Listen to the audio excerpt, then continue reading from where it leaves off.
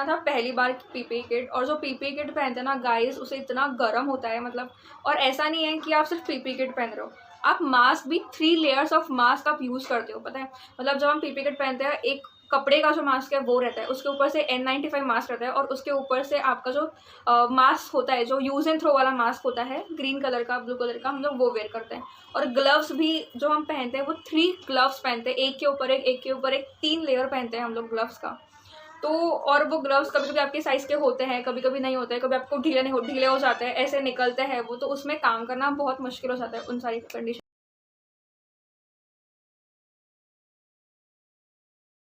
20 minute सब कुछ ठीक था, मैं पेशेंट को proper medicine, proper drugs they रही थी। और कुछ देर के बाद मुझे रियलाइज़ हुआ कि मुझे कुछ दिख नहीं रहा है, मतलब मुझे क्लियर दिख नहीं रहा है।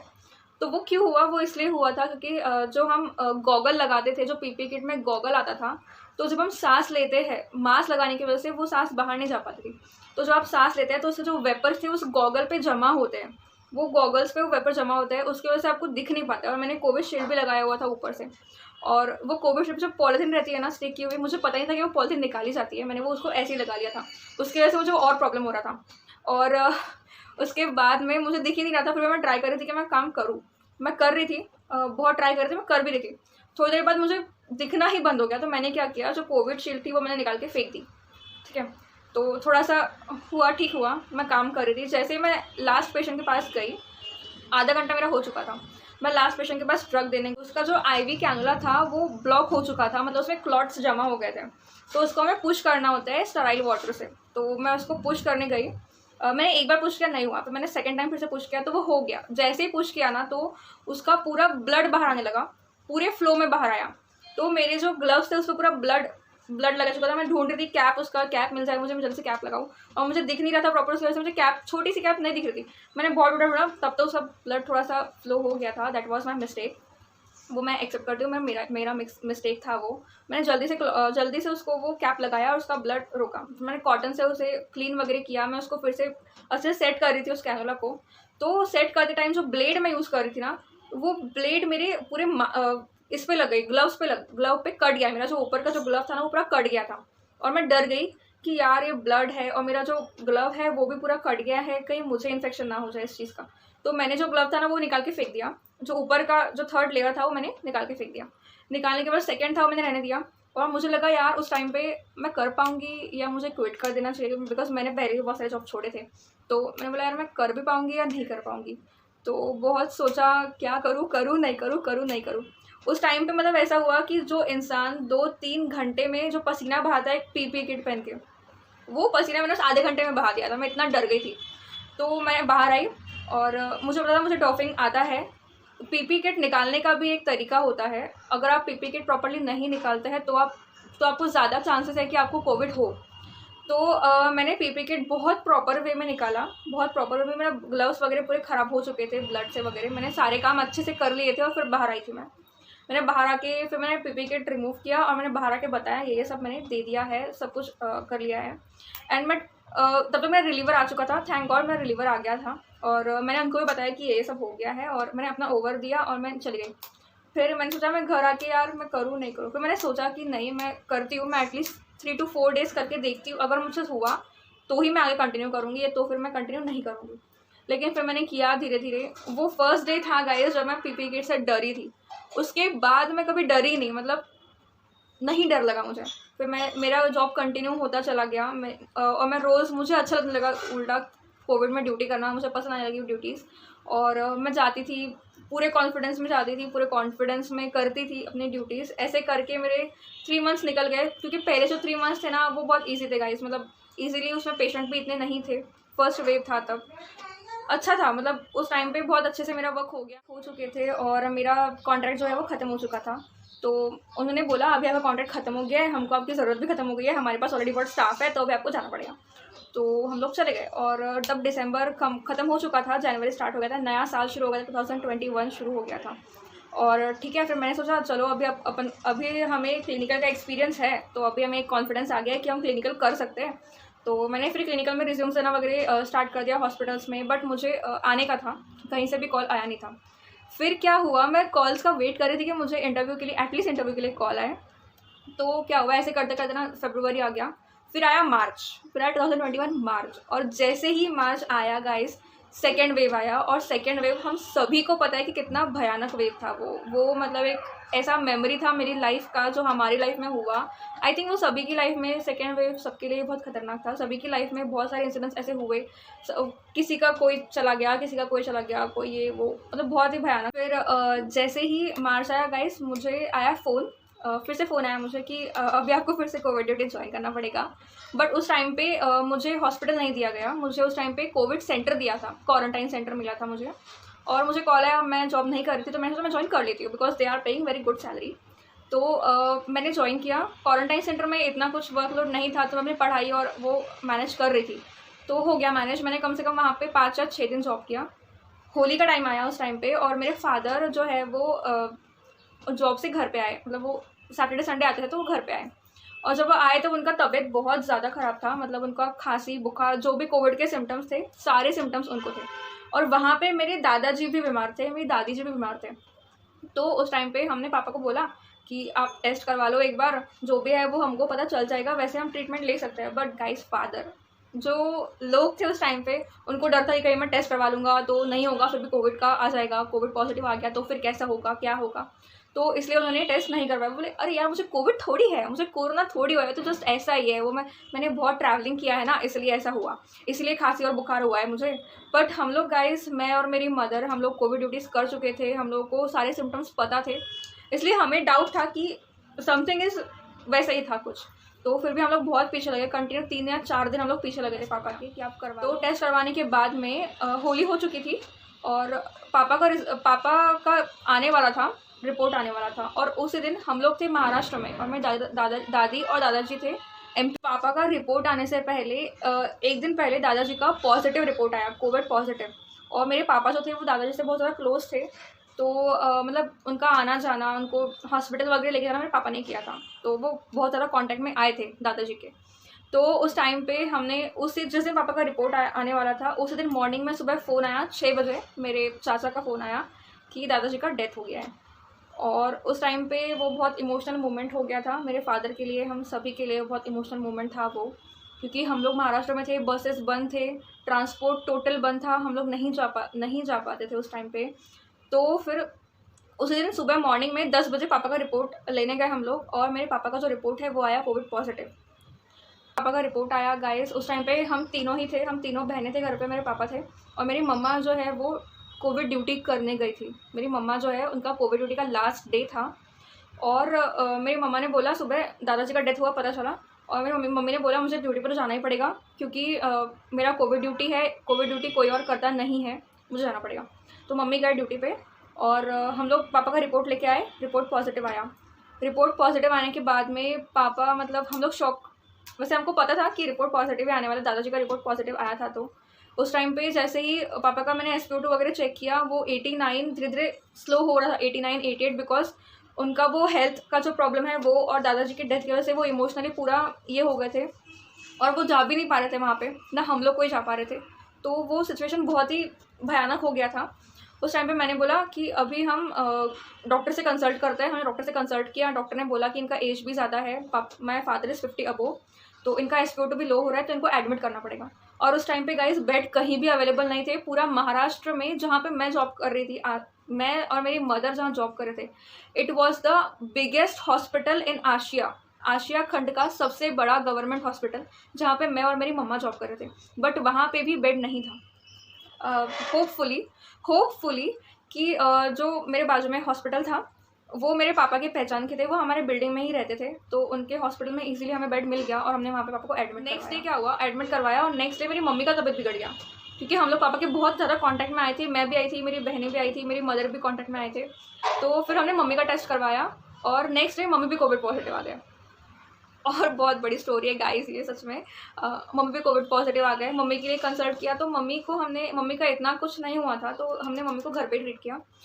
MP में मेरी दादी भी कोविड पॉजिटिव आ गई थी, मेरी दादी भी हॉस्पिटल में एडमिट थे MP में। और होपफुली कि मेरे चाचा जी जो है वो वहाँ पे थे, तो उन्होंने वहाँ पे हैंडल कर दिया। मेरी जो बुआ है आंट, उनके हस्बैंड वो भी कोविड पॉजिटिव आ गए। मेरी बुआ की भी तबीयत ठीक नहीं थी, और मेरी बुआ की जो बेटी है, मतलब मेरी जो सिस्टर है, यंगर सिस्टर, मेरी एल्डर सिस्टर, वो भी कोविड पॉजिटिव थे। और गाइस मतलब महाराष्ट्र का सिचुएशन तो वर्स्ट था ही, साथ में एमपी का सिचुएशन भी बहुत वर्स्ट था। मतलब वो लोग जहाँ पे रहते हैं वहाँ पे हॉस्पिटल ही नहीं थे, मतलब वहाँ पे कोई भी कोविड पेशेंट को लेने को रेडी ही नहीं था। ऊपर से वहाँ पे कोई कोविड सेंटर नहीं था, कोई क्वारंटाइन सेंटर नहीं था, ऑक्सीजन का शॉर्टेज चल रहा था, रेमडेसिविर का शॉर्टेज चल रहा था, रेमडेसिविर नहीं मिल रहे थे, बहुत सिचुएशन वर्स्ट थी। मेरे चाचा जी जो है वो एक सिलेंडर लाते थे, जिसमें मेरी दादी को भी ऑक्सीजन थे, मेरे अंकल को भी ऑक्सीजन मिलता था, मतलब मेरे बुआ के हस्बैंड को भी ऑक्सीजन मिलता था। उनका सिचुएशन भी वर्स्ट हो रहा था। तीनों तरफ से ऐसे पूरा प्रेशर पे प्रेशर आ रहा था, बिकॉज मेरे जो फादर है वो घर में सबसे बड़े हैं, तो उनको पूछे बिना कोई भी डिसीजन हम लोग नहीं लेते थे, मतलब पूरी फैमिली में ही नहीं लेते थे।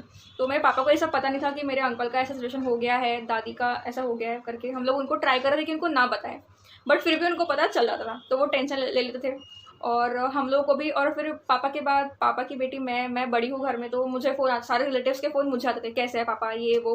और वहाँ पे सिचुएशन हो गया, दादी का ऐसा हो गया, उनका ऐसा हो गया है, पूरा प्रेशर हम तीनों पे आ गया था। बिकॉज मम्मी भी तबीयत ठीक नहीं था, मम्मी भी पॉजिटिव थी, मम्मी को भी हम लोग इतना टेंशन नहीं दे सकते। तो फिर उस टाइम पर ज़्यादा एमपी में बेड नहीं मिल रहे थे, तो मेरे चाचा जो है जो मुझे फ़ोन कर रहे थे कि बेटा बेड ढूंढो, बेड मिलेगा क्या यहाँ पे, ऐसा होगा क्या, सिचुएशन ऐसी हो गई है वैसी हो गई है। तो हम लोग गाइस रात पे, बिकॉज आइसोलेशन रखना, मम्मी को आइसोलेट रखना मुश्किल हो गया था, तो मैं अपनी सिस्टर्स को कुछ भी मम्मी को टच नहीं करने देती, मैं खुद ही मैनेज कर रही थी।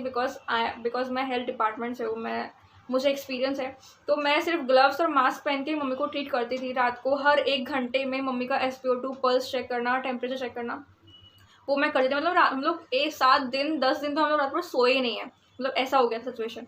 और घर में मेड हमने बंद करवा दिया था, घर के सारे काम हम तीनों कर रहे थे, हम तीनों अच्छे से मैनेज कर रहे थे, हो गया सब मैनेज। और धीरे धीरे करके हो गया सब, धीरे धीरे पापा घर आ गए, मम्मी भी स्टेबल हो गए, धीरे धीरे करके सब ठीक हो रहा था, दादी भी ठीक हो गए थे, मेरे अंकल भी धीरे धीरे ठीक हो गए थे, धीरे धीरे करके सब स्टेबल हो गया था हमारे घर में। उसके बाद गाइस इसको भी मेरे साथ वीडियो शूट करना था, तो इसने बोला आई एम ज्वाइनिंग यू, मैं भी वीडियो बनाऊंगी, तो मैंने बोला ठीक है आ जाओ।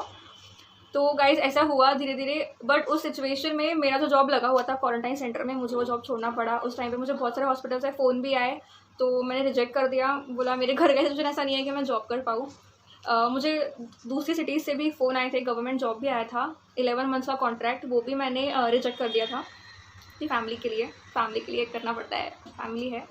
फिर उसके बाद में मुझे आया मेडिकल से, फिर से फ़ोन आया मुझे, जहाँ पे मैं पहले वर्क कर रही थी, क्योंकि सिचुएशन तब बहुत वर्स्ट था, बहुत ही वर्स्ट था गाइस वो सिचुएशन। आई होप कभी सिचुएशन आए नहीं, कभी सिचुएशन किसी भी फैमिली पे या किसी भी सिटी में, स्टेट में, नेशन में सिचुएशन कभी ना आए, ऐसा सिचुएशन फिर से कभी नहीं आना चाहिए। उसके बाद में मैंने फिर से अपना जॉब ज्वाइन किया, बिकॉज अब सब स्टेबल हो चुका था। बट दिस टाइम मेरी मदर, मेरे पापा, बेटा ध्यान से करना, खुद का केयर रखना, सैनिटाइज करो, नहाओ घर आके, ये सब हमने शुरू कर दिया था। हम लोग घर से ही जॉब कर रहे थे, मेरी मम्मा भी कोविड ड्यूटी कर रही थी, मैं भी कर रही थी। तो हम लोग का ड्यूटी बट हमें बेनिफिट था कि 7 डेज़ ड्यूटी करो, 3 डेज़ क्वारंटाइन रहो, तो छुट्टियाँ मिलती थी और खुद को प्रिपेयर होने के लिए भी टाइम मिलता था, तो इसलिए मैंने ड्यूटीज़ की। उस टाइम पे जब मैंने ज्वाइन किया गाइस, उस टाइम पे सिचुएशन बहुत वर्स्ट था। मतलब ऐसा था कि 3 स्टाफ 90 पेशेंट्स, 90 पेशेंट हम लोग हैंडल कर रहे थे 3 स्टाफ में, वो भी पूरा नाइट, 12 आवर्स का नाइट शिफ्ट था। हम लोग 90 स्टाफ था, 90 पेशेंट थे और 3 स्टाफ था, हम लोग हैंडल कर रहे थे ना प्लीज़, हम लोग हैंडल कर रहे थे। और बहुत हैवी ड्यूटी जा रहा था हमारा, क्योंकि पेशेंट बहुत थे, सिचुएशन वर्स्ट था। और जबकि मेरा बहुत बार ड्यूटी आईसीयू में ही लगता था, आईसीयू में बहुत क्रिटिकल पेशेंट्स होते थे। कब 12 घंटे की ड्यूटी के 13 आवर्स कब होते थे, 14 आवर्स को पता नहीं चलता था। 6 घंटे की ड्यूटी, मॉर्निंग इवनिंग, रात को 9 बजे घर आते थे हम लोग, 9 साढ़े 9 बज रहे थे घर आते आते। तो ऐसे करके ड्यूटीज़ गए। उस दौरान मैंने देखा कि मतलब ज़िंदगी कोई वैल्यू ही नहीं है, ज़िंदगी कब क्या हो जाए हमें कुछ पता नहीं है कि कब क्या हो जाएगा। ऐसे में उस टाइम समझ में आया कि यार जो आपके पास है, जब आपके पास है ना, तभी आप उसकी कदर कीजिए। जो लोग आपके पास आज है, तब आप उसकी कदर करें, क्या पता वो कल है नहीं है। तो इसलिए ये चीज़ मैंने सीखी, तब मैंने ये चीज़ सीखी। तब मुझे लगा यार पैसा सब कुछ नहीं होता है, लाइफ उससे भी बड़ी है। अगर आप ज़िंदा हो, आप अच्छे हो, हेल्दी हो, तो आप पैसा कमा सकते हो। तो ऐसा हुआ, कुछ ऐसे एक्सपीरियंसेस आए लोगों के। मतलब लोग जो थे उस टाइम पे कोविड से बहुत डर गए थे, सेकेंड वेव में लोग बहुत डर गए थे। लोग आते थे अपने पेशेंट्स को एडमिट करवाते थे और पूछने भी नहीं आते थे फिर कि हमारा पेशेंट कैसा है, ज़िंदा है नहीं है, उनको पता भी नहीं था। जब हम लोग फ़ोन करते थे कि आपके पेशेंट को ये चाहिए, ये ज़रूरत है हमें, ये मेडिसिन बाहर से लाना है, या फिर आपके पेशेंट का डेथ हो गया है, तो गाइस पता है डेथ होने के बाद भी डेथ बॉडी लेने के लिए भी रिलेटिव्स ये बहुत मतलब ऐसे करते थे कि यार हमको नहीं चाहिए, हमको हमारा पेशेंट नहीं चाहिए ऐसा। गाइस इन सारी चीज़ों के बीच में कुछ अच्छी चीज़ें भी हुई थी मेरे साथ। लाइक मेरा एक्सपीरियंस था कि 6 मंथ होते होते जो मेरे पेशेंट्स थे जिन वार्ड में मैं जाती थी, वो पेशेंट बोलते थे कि पूर्वा सिस्टर आए हैं क्या, हम उनसे इंजेक्शन लगवाएंगे। मुझे बाकी के स्टाफ से पता चलता था कि पेशेंट आपके बारे में पूछ रहे हैं, क्योंकि हमारा वीकली रोटेशन होता था 7 days in each ward, means 7 days का ड्यूटी ईच वार्ड में हम लोग करते थे। तो पेशेंट वॉज लाइक आज वो सिस्टर नहीं आए क्या जो लाइनर लगाते हैं, मैं लाइनर लगाती थी। तो जब हम लोग पीपी पहनते थे तो किसी को भी हमारा फेस या कुछ भी दिखता नहीं था, तो सिर्फ आंखें दिखती थी बिकॉज मैं शील्ड लगाती थी, तो आंखों को मैं लाइनर लगाती थी। तो वो बोलते थे वो लाइनर लगाने वाले सिस्टर नहीं आए क्या, तो हम उनसे इंजेक्शन लेंगे, वो बहुत अच्छे हैं। गाइज एक स्टाफ नर्स जो होती है उसका काम सिर्फ इतना नहीं होता है कि उसे अपने मेडिसिन देने हैं, अपने काम करने हैं, पेशेंट के काम करने हैं और निकल जाना है, अपनी ड्यूटी ख़त्म करनी है और निकलना है। She should have to maintain a therapeutic relationship with patient, means उससे पेशेंट के साथ एक therapeutic relationship, mark my words, not any personal relationship, it's all about therapeutic relationship. Nurse को एक पेशेंट के साथ एक थेराप्यूटिक रिलेशनशिप मेंटेन करना होता है। लाइक और जब वो कोरोना का टाइम था, उस टाइम पे पेशेंट्स को चाहिए था कि कोई उनसे पूछे कि आप कैसा फील कर रहे हो, आपको ठीक लग रहा है क्या, गुड मॉर्निंग विश करना, गुड आफ्टरनून विश करना, आपको कुछ चाहिए है क्या, आपको किसी चीज़ का नीड है क्या, ये सारी चीज़ें पूछना, ये सारी चीज़ें जो है वो एक थेराप्यूटिक रिलेशनशिप में आती है। मैं बस वही करती थी, मैं पेशेंट को पूछती थी कि आप कैसा फील कर रहे हो, hello uncle, hello aunty, good morning, good afternoon. बस मेरी उन छोटी सी चीज़ों की वजह से लोगों को मेरा वर्क पसंद आता था और मैं अपना काम भी बहुत अच्छे से सीख गई थी। मैं उस रोटेशन को समझ गई थी, सीख गई थी। तो ये इन चीज़ों ने मुझे बहुत हेल्प किया है और मैं हमेशा ट्राई करती हूँ कि जब भी मैं पेशेंट के पास जाऊँ, मैं पेशेंट के पास रहूँ, अपना काम करती रहूँ, अपना जॉब करूँ, तो अपना इस थेराप्यूटिक रिलेशनशिप को बहुत अच्छे से मेंटेन करूँ। मेरा जो कोविड का जो रिवॉर्ड था वो यही था कि जो पेशेंट बोलते थे सिस्टर नहीं आए क्या, that was my reward, that's why my work is worth it. जब मैं और मेरी मम्मा साथ में ड्यूटी करते थे तो मीन्स हम लोग साथ में जॉब करते थे, घर आते थे तो मेरी मदर बोलती थी यार तेरे बारे में ना सब लोग अच्छी बातें कर रहे हैं। उनके जो मेट्रन थी, उनके जो सीनियर स्टाफ थे, बिकॉज दे आर परमानेंट, तो वो लोग बोलते थे कि नहीं आपकी बेटी बहुत अच्छी है, बहुत अच्छे से वर्क करती है, रेगुलर आती है, टाइम टू टाइम उसका वर्क होता है, पेशेंट केयर भी सब अच्छी होती है। तो वो तारीफ़ सुन के मुझे बहुत अच्छा लगा, मेरी मदर मेरी तारीफ़ करी है, मेरी मॉम मेरे काम की तारीफ़ करी है, तो वो एक रिवॉर्ड था मेरे लिए। मुझे वो तारीफ़ बहुत पसंद आती थी, मुझे बहुत अच्छा लगती है तारीफ़। जब आपकी मदर आपकी प्रोफेशनल वर्क की तारीफ़ करती है ना, तो वो एक बहुत प्राउड फीलिंग होता है आपके लिए। तो वैसा ही कुछ फीलिंग था वो मेरे लिए। आफ्टर मेरे क्वारंटाइन लीव के बाद मेरा फिर से जो कोविड ड्यूटी लगा, मेरा फर्स्ट ड्यूटी था मॉर्निंग ड्यूटी। और कुछ स्टाफ ऐसा होता है जो अपनी ड्यूटीज़ को इतना सीरियसली नहीं करता है, मतलब कुछ लोग होते हैं जो अपनी ड्यूटीज़ को सीरियसली नहीं लेते हैं, उनको ये नहीं लगता कि यार अगर, और जो हमारा ड्यूटी है, अगर आपको थोड़ा सा भी उसमें गलती होता है तो एक इंसान की जान जा सकती है, राइट।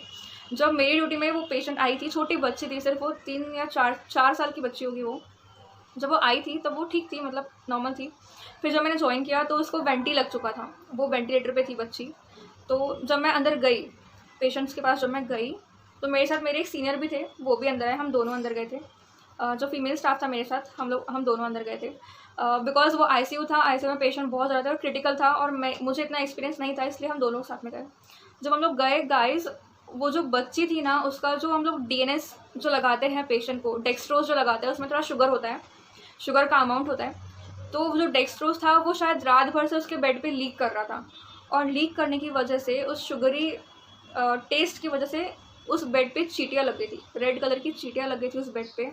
और वो चींटियाँ उसके आँखों के एरिया में काट रही थी उस बच्ची को, मतलब इतना वो मेरे लिए बहुत पेनफुल मोमेंट था। छोटी 4 साल की बच्ची, उसको वेंटिलेटर लगा है, उसको नहीं समझ में आ रहा क्या हो रहा है, उसको दर्द हो रहा है, उसको, मतलब मैं वो चीज़ देख के शॉक थी और मुझे लगा कि अब मैं क्या करूँ। मतलब मेरे साथ जो स्टाफ था, मैंने उनको बताया कि ये ऐसा ऐसा है, तो उन्होंने बोला अरे ऐसा कैसे हो गया, और उनको भी वो चीज़ का बहुत बुरा लगा कि, और हमने बोला नाइट स्टाफ कैसा ड्यूटी करता है, उनको पता नहीं है क्या, लगा के चले गए, सुबह आए, मॉर्निंग में नहीं आए, पता नहीं। हमने उसको क्लीन किया, चींटियाँ हटाई वहाँ से, पाउडर वाउडर लगाया, उसको अच्छे से क्लीन किया उसको। जब हम उसको क्लीन कर रहे थे ना गाइस, उसकी यहाँ की स्किन चींटियाँ खा चुकी थी, यहाँ की स्किन वो लिटरली खा चुके थे, यहाँ पे भी उसको पूरा खा लिया था, उसके हाथ छिल गए थे, उसको बांध के रखा था बिकॉज वो वेंटी पे है, वो कुछ मूवमेंट ना करे इसलिए उसको बांधा था।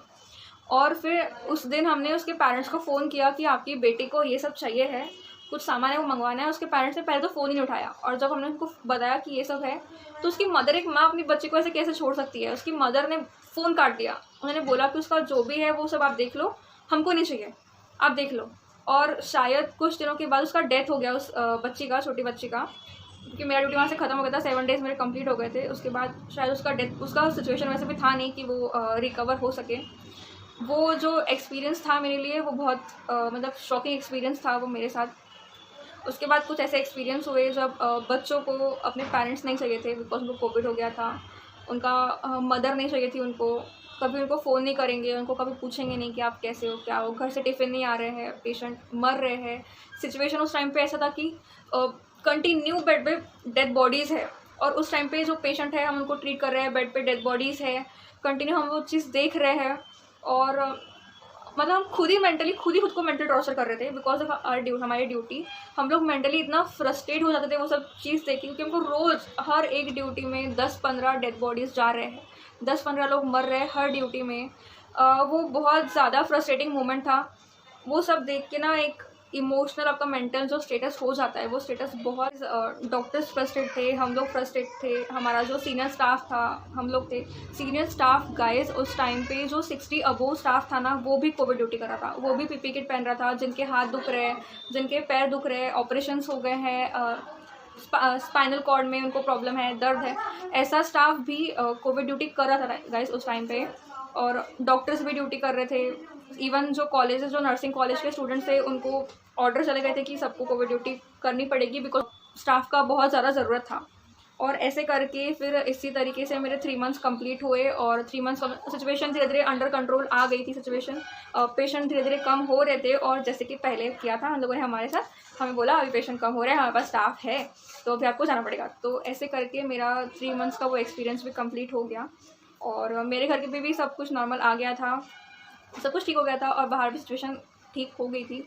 एंड होपफुली, थैंकफुली कि थर्ड वेव में इतना कुछ इफेक्ट हुआ नहीं। और आई होप, अब गॉड से यही प्रे है कि फिर से ऐसा सिचुएशन कभी ना आए गाइस। तो ऐसा था मेरा कोविड का एक्सपीरियंस, मेरा पर्सनल और प्रोफेशनल एक्सपीरियंस कुछ इस तरीके का था। सो गाइस, अगर आपको थोड़ा भी लगा हो कि डेडिकेशन से वर्क किया है अपना, और मैं कर रही हूँ, और तो प्लीज़ मेरे चैनल को सब्सक्राइब कर देना। और गाइज़, यही बोलूँगी मैं एंड में कि आपके पास जो लोग अभी हैं, आपके साथ है ना, आप उनकी कदर करें, उनको थैंक यू बोले कि वो आपके साथ है, वो आपका साथ दे रहे हैं।